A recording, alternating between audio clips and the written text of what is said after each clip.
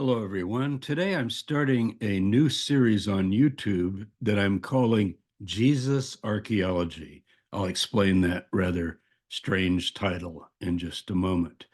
When I began my academic work years ago, for the first 10 years or so, I was trained as a textual scholar, and I had been to the Holy Land a couple of times, but I wasn't involved in archaeology. And my field is not archaeology. I'm not an archaeologist.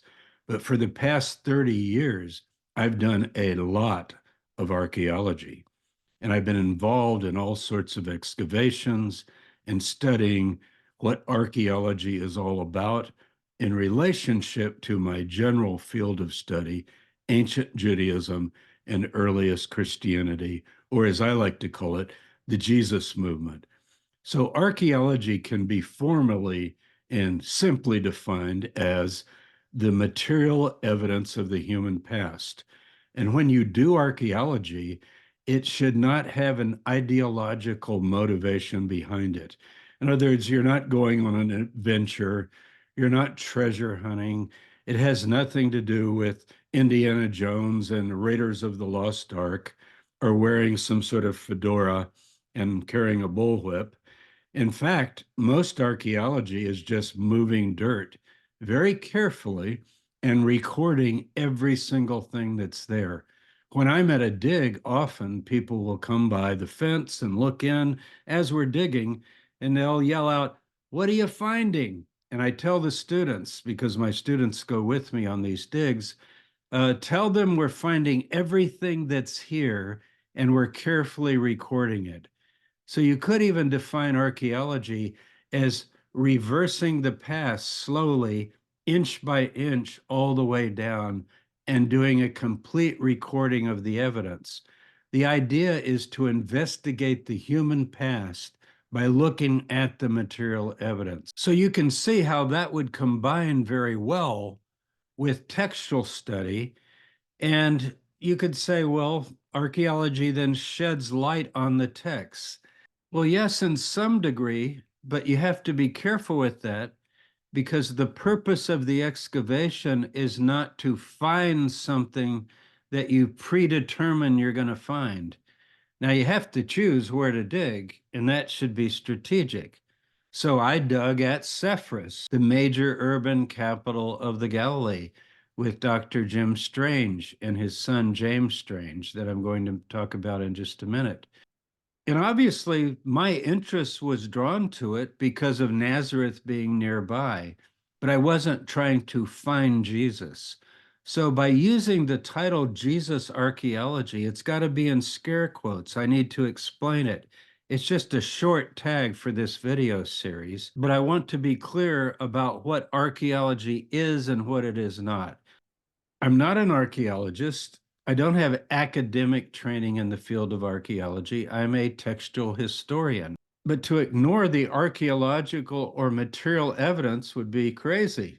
How could you be a historian if you ignored everything that's been dug up and been exposed in terms of the very period and time and place that you're investigating? Now, another thing archaeology is not is apologetic. That is, you're not trying to prove the Bible or prove Jesus or verify something that's in the Gospels. You let the chips fall where they may. Whatever is there, and you try your best to assemble the data and analyze it objectively, not with any purpose in mind. This is such a widespread misunderstanding. I've lectured hundreds of times over the past 30 years on the Bible and archaeology or Jesus and archaeology. And invariably, people come up to me afterwards and they'll say something like, "Oh, this is so exciting. Isn't it amazing how all of these discoveries are proving the Bible?" So let me start my slides and get going on this. That's enough preliminaries, I think. I'll share my screen. This is pretty slide intensive. I tell you, when you're doing archaeology, that's just what you do. Okay, new series on YouTube, Jesus Archaeology. Reading ancient texts in the light of the archaeological record. Now notice I didn't say reading the archaeological record in the light of ancient texts. That would be getting it backwards. So we want to look at texts, sites, and artifacts and see how they correlate together to give us a better understanding of the times and to assist us in understanding the texts that we've had for hundreds of years better by what is being uncovered in the Holy Land. I want to start with three books. I'll go over here to the right first. This is my book, The Jesus Dynasty. That is a historian's book. It's my take on the historical Jesus after about 30 years of research. But the last 20 of those 30 were very dependent upon archaeological material. So there's a lot of archaeology in the Jesus dynasty. If you haven't read this book, give it a try.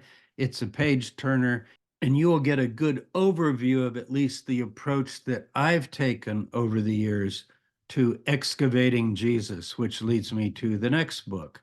I love the title. John Dominic Crossan, my friend, Jonathan Reed, a colleague, Beneath the Stones, Behind the Text. Wonderful book. I disagree with a lot of their conclusions, but what else is new? This is what historians and archaeologists and academics do. We discuss things, but it's always friendly, and we try to learn from one another. And if you contrast this book with this book, you'll see a lot of differences, but that's as it is. But here's another book. This is a newer book that I want to really recommend. James Strange is the son of Jim Strange Sr., who's now passed away and sorely missed, one of the greatest archaeologists of our time who dealt primarily with Jesus archaeology. Now, look at this brilliant title, Excavating the Land of Jesus, and the subtitle's important, How Archaeologists Studied the People of the Gospels. That is brilliant.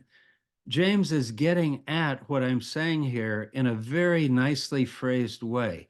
We want to study the sites and the people of the Gospels, the people mentioned in the Gospels, that culture, that time, and how do archaeologists go about doing that? And it's the land of Jesus.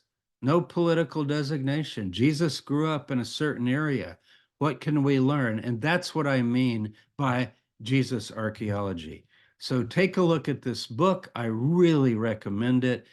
This book is a practical handbook to archaeology in general, and specifically the experience that James Strange had with his father growing up. I mean, James was a little kid running around carrying buckets of pottery when he was probably 2 or 3 years old. I can't remember exactly when he started, but he's an amazing scholar, a good friend, and is carrying on this extraordinary excavation at an ancient Galilean village north of the Sea of Galilee called Shechem that was thriving in the time of Jesus. And that village, unexcavated, is now yielding so much about what a little village of that type was north of Sepphoris, this capital city, in the time of Jesus, and what the daily life was like.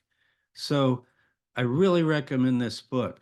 Now, if you want to go on a dig, Biblical Archaeology Review magazine, in fact, in this issue, they began talking about it. This is the winter issue, the latest one. It's an amazing treasure trove, and it's not very expensive. But the reason I mention the magazine specifically in connection with James Riley Strange's book is you can participate in a dig.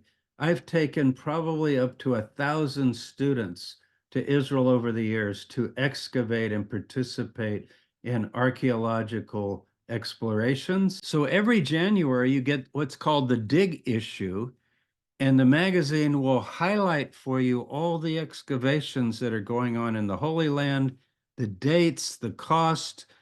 Some are credit, some are non-credit in terms of college credits. I really encourage any of you who are interested in this to go on a dig. It's like nothing you've ever done. These digs draw such a diverse group of people. It's just fantastic.